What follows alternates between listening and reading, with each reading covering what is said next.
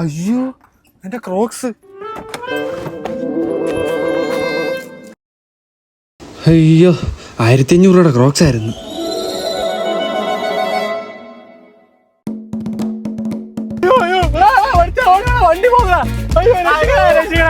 ഈ വണ്ടി ഞാൻ എവിടോ?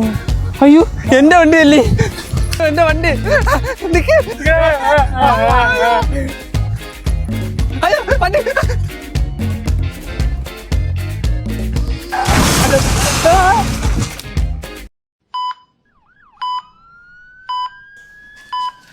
ഓട്ടോമനെ നമുക്ക് പ്രാർത്ഥിക്കാം.